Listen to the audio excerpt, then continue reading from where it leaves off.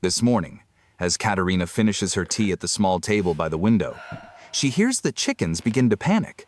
Their soft clucking turns sharp and frantic, a sound she knows means danger. She sets down her cup and stands, moving to the window. She sees nothing unusual in the clearing. She pulls on her thick winter coat and steps outside, closing the door quietly behind her. The chickens are huddled in the far corner of their wire pen, pressed tightly against each other. Katerina scans the tree line. Then, she sees it, a shape moving slowly through the shadows between the birch trunks. A large tiger! It emerges from the forest and stops at the edge of the clearing. Its breath comes in heavy clouds of vapor. One of its front legs is held slightly off the ground, favoring the weight. The tiger takes a step forward, falters, steadies itself, and takes another. It moves with great effort, dragging itself through the deep snow toward the cabin, leaving an uneven trail behind it. Katerina does not move. She stands on her porch and watches as the animal crosses the clearing, step by painful step, until it reaches the base of her wooden steps. Then it collapses. Its massive body sinks into the snow with a soft thud. Its sides heave with each labored breath, ribs expanding and contracting beneath the thick fur. Katerina descends the steps slowly, gripping the railing. She kneels in the snow beside the tiger, feeling the cold seep through her skirt. The tiger's eyes are half closed, glazed with exhaustion. She reaches out carefully and places her hand on its shoulder. The fur is coarse and cold beneath her palm. The tiger does not react. She runs her hands along its body, pressing gently, searching for the source of its distress. Her fingers find heat near the injured leg. She parts the thick orange and black fur and sees a deep gash running from the shoulder down to the elbow. The wound is swollen, the edges dark and angry with infection. She touches the area gently. The tiger flinches but does not pull away. Then her hand brushes across something else, a ridge of old scar tissue along the tiger's ribs. She traces it with her fingertips, feeling the familiar shape. The memory floods back instantly. 2 years ago, during a winter storm worse than any she could remember, she heard a desperate, high-pitched cry outside her cabin. She pulled on her coat and stepped into the blizzard, the wind nearly knocking her backward. Through the swirling snow, she saw movement near the tree line and walked toward it with her lantern, her boots sinking deep with each step. In a shallow pit where the snow had drifted and collapsed, a tiger cub was trapped. It was small, maybe 3 months old, with thick orange fur matted with ice and snow. It cried and thrashed, its tiny paws scraping uselessly at the walls of the pit. Katerina did not hesitate. She knelt at the edge, reached down with both arms, and lifted the cub free. It was heavier than she expected, and its claws raked across her coat sleeve as it squirmed in fear. She held it close to her chest and carried it back to her cabin, pushing the door shut behind her with her shoulder. She set the cub on the floor near the stove and wrapped it in an old wool blanket, rubbing its small body to bring warmth back into its limbs. The cub shivered violently, its eyes half closed. She heated milk in a small pan until it was just warm, then poured it into a shallow wooden bowl and set it on the floor. The cub sniffed it weakly, then began to lap at it with its rough pink tongue. Katerina sat beside it all night, feeding the stove, keeping the cabin warm, watching the animal sleep. The cub had a small cut on its side. She cleaned it carefully and wrapped it with cloth torn from an old shirt. By morning, the storm had passed. Katerina heard a deep, rumbling sound from beyond the clearing. She went to the window and saw an adult Siberian tiger pacing at the edge of the forest. The mother. Katerina opened the door and stepped aside. The cub lifted its head, ears swiveling toward the sound. It stood on shaky legs and bounded out into the snow. The mother sniffed it all over, running her massive head along its body. Then she turned and led the cub into the trees, and they disappeared without looking back. Katerina closed the door and returned to her life. She did not expect to see them again. Now, kneeling in the snow beside this wounded adult tiger, she traces the scar that matches that memory perfectly. She sits back on her heels and looks into the tiger's amber eyes, now watching her with quiet intensity. "It's you," she whispers. "You came back to me." She stands and hurries inside the cabin. She fills a metal basin with warm water from the kettle and gathers clean rags from a drawer. She brings them outside and kneels beside the tiger again. She dips a rag into the water, wrings it out, and begins to clean the wound. The tiger's muscles tense beneath her hands, but it remains still. She works slowly, carefully, washing away the dirt and dried blood crusted around the gash. The water in the basin turns pink, then red. She rinses the rag and continues, dabbing at the torn flesh until it is clean. When the wound is finally clear, she goes back inside and retrieves a small glass jar from her shelf. Inside is a thick salve made from birch tar, honey, and herbs she gathered last summer. She unscrews the lid and scoops out a generous amount with her fingers. She applies it to the gash, spreading it in a thick, protective layer over the damaged tissue. The tiger's breathing steadies. She wraps the leg with long strips of cloth, winding them around and around until the wound is completely covered and secure. Katerina sits beside the tiger for a long time, her hand resting on its side, feeling the rise and fall of its breathing. The sun climbs higher in the pale sky. The cold presses in around them. She knows the animal cannot stay outside in this temperature. She stands and opens the cabin door as wide as it will go, propping it with a stone. Then she returns to the tiger and places both hands on its shoulders. "Come," she says softly. "You cannot stay out here." She pushes gently. The tiger shifts its weight and drags itself forward, using its 3 good legs. Inch by inch, Katerina guides it up the porch steps, her hands steady on its back.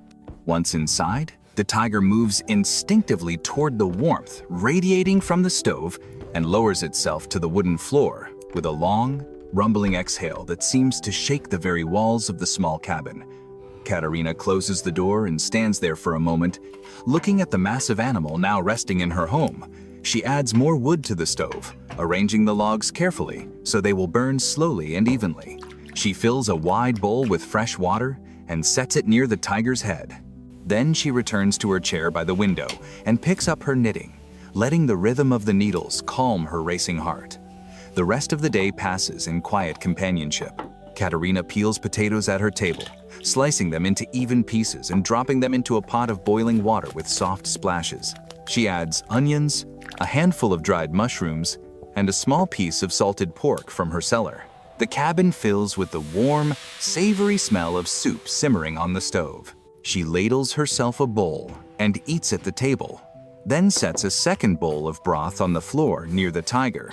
The animal lifts its head, sniffs the steam rising from the bowl, and laps at the liquid slowly, its rough tongue making gentle sounds against the wood. It finishes every drop and rests its head back down. As evening falls, Katerina lights a thick candle and places it on the windowsill. She sits in her chair and picks up her knitting needles, working on a new pair of wool socks. The needles click softly in the silence, a steady rhythm that fills the space between the crackling of the fire. The tiger sleeps beside the stove, its breathing deep and even, occasionally twitching in dreams. Before bed, Katerina kneels beside the tiger once more. She carefully unwraps the bandage, examining the wound in the candlelight. The swelling has not worsened, and the salve has formed a protective coating over the gash. She applies another layer of the thick ointment, her movements gentle and practiced, then rewraps the cloth strips around the leg, securing them with a knot. The tiger watches her with calm amber eyes that seem to hold an understanding beyond words. "Rest now," she tells it, stroking its massive head once before standing. "You are safe here." She retreats to her bed in the corner and pulls the heavy quilt up to her chin. Through the darkness, she can hear the tiger's steady breathing, a sound that somehow makes the cabin feel less empty than it has in years. The next morning, Katerina wakes before dawn. She sits on the edge of her mattress for a moment, letting her body wake slowly, then reaches for her wool stockings draped over the bedpost and pulls them on, 1 foot at a time, smoothing the fabric up her calves. She stands and wraps herself in her long cotton undershirt, followed by her thick wool vest, buttoning each button with deliberate care. She ties her dark skirt at the waist, then loops her woven apron over her head and knots it behind her back. Finally, she takes her cotton headscarf from the chair and folds it into a triangle, draping it over her hair and tying it snugly beneath her chin. The cabin is cold. Her breath forms small clouds in the air. She walks to the iron stove in the corner and kneels before it, opening the cast iron door with a creak. Inside, the coals from last night have turned to ash. She takes a handful of dry birch bark from the basket beside her and arranges it in the firebox. Then adds thin kindling in a careful crosshatch pattern. She strikes a match and holds it to the bark until the flames catch and begin to climb.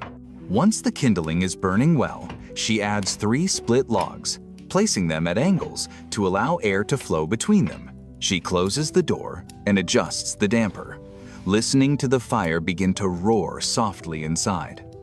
The tiger is still beside the stove, exactly where it had settled the night before.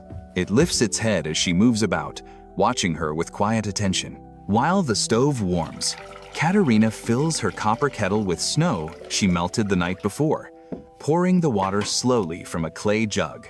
She sets the kettle on the stovetop and waits, her hands resting on her knees. Frost has formed on the inside of the windows overnight, creating delicate patterns like ferns and feathers. As the cabin warms, the frost begins to weep, tiny droplets sliding down the glass and pooling on the wooden sill. She moves to the corner where her 3 hens sleep in a wooden crate lined with fresh straw. She lifts the latch and opens the small door, speaking softly to them. "Good morning, my girls. Did you sleep well in this cold?" The hens cluck and shift, ruffling their feathers. She reaches in and runs her rough hands over their backs, feeling for warmth, checking their health. Then she slides her fingers beneath each bird, searching the straw. 2 warm eggs. She cups them gently in her palms and tucks them into her apron pocket. The kettle is beginning to hiss. She takes it from the stovetop and pours the steaming water into her chipped ceramic teapot, adding a pinch of dried herbs from a jar on the shelf. She covers the pot with a knitted cozy and lets it steep. While she waits, she slices a thick piece of dense rye bread from the loaf she baked 3 days ago. Spreading it with butter she churned herself. The butter is pale and creamy, stored in a small ceramic crock. She sets the bread on a wooden plate and carries it to her table near the window. She pours her tea into a cup, the steam rising in soft curls, and sits down. She eats slowly, tearing the bread into small pieces and chewing carefully. Then she prepares the 2 eggs, boiling them in a small pot until they are firm. She eats one and saves the other for later. After breakfast, she approaches the tiger with fresh water and a bowl of the leftover soup from yesterday. The tiger drinks deeply and eats with more strength than before. Katerina unwraps the bandage again. The wound looks better. The angry redness has begun to fade, replaced by the healthier pink of healing tissue. She cleans it gently with warm water, applies more salve, and wraps it with fresh cloth. "You are healing well," she tells the tiger, running her hand along its side. "Soon you will be strong again." Over the following days, a rhythm develops between them. Each morning, Katerina tends to the wound with careful attention, cleaning it, applying the healing salve, and rewrapping it with clean bandages. She cooks simple meals and shares her broth and occasionally small pieces of meat from her stores. She talks to the tiger as she works, telling it stories of her life in this remote place. "I had a daughter once who loved animals," she says one afternoon as she kneads dough for bread, her hands working the mixture with steady, rhythmic pressure, flour dusting her apron. "She would have been amazed to see you here. She used to bring home injured birds and rabbits. I wonder if she would believe this story, if I could tell her." The tiger listens, its ears swiveling toward her voice, its eyes following her movements around the cabin. On the 4th day, the tiger stands on its own and takes a few tentative steps across the wooden floor, testing the injured leg. The limp is still present, but the leg bears weight now without the same hesitation. Katerina nods with satisfaction. She decides to prepare something more substantial. She takes a frozen hare from her outdoor storage, bringing it inside wrapped in cloth to thaw slowly near the stove. By evening, She roasts it over the fire until the skin crisps and the meat pulls away from the bone, filling the cabin with rich, savory aromas. She sets half of it on a wooden board and places it on the floor. The tiger tears into it with careful precision, eating slowly but thoroughly, savoring each bite. On the sixth day, the tiger walks to the door and scratches at it with one large paw, the sound of claws against wood echoing through the cabin. Katerina understands. She opens the door wide. The tiger steps onto the porch and stands there, breathing the cold air deeply, looking out across the white expanse of the clearing. It stands there for several minutes, its body tense and alert, before turning and coming back inside to the warmth. On the eighth day, Katerina removes the bandage and does not replace it. The wound has closed completely, forming a new scar that runs parallel to the old one from 2 years ago. The tiger moves freely now, pacing the length of the cabin with smooth, powerful strides, stretching its limbs and testing its strength. That evening, as Katerina sits by the window with her knitting, the tiger approaches her slowly. It lowers its massive head and presses it gently against her knee, the weight of it warm and solid. She sets down her needles and rests both her hands on its skull, feeling the rough texture of its fur, the heat of its living body. "You are healed now," she whispers. "Soon you will need to go back to the forest where you belong." They stay like that for a long time, the old woman and the wild animal, connected by something neither of them could name, but both seem to understand. The next morning, Katerina wakes to find the tiger standing at the door, its posture alert and ready. She knows what this means. She rises from bed and pulls on her coat slowly, taking her time with each button. She opens the door and steps aside. The tiger walks out onto the porch and down the steps, its movements fluid and strong now, no trace of the limp remaining. It crosses the clearing toward the trees, its paws leaving deep prints in the fresh snow that fell during the night. At the edge of the forest, it stops and turns back to look at her one final time. Katerina raises one hand in farewell. "Go well," she calls out. "Be safe in the forest." The tiger holds her gaze for a long moment, then turns and disappears into the trees, its striped body melting into the shadows between the birch trunks. Katerina stands on her porch until the cold forces her back inside. She closes the door and returns to the stove, adding wood to bring the fire back to life. She pours herself tea and sits at her table, looking out the window at the empty snow where the tiger's tracks lead away into the forest.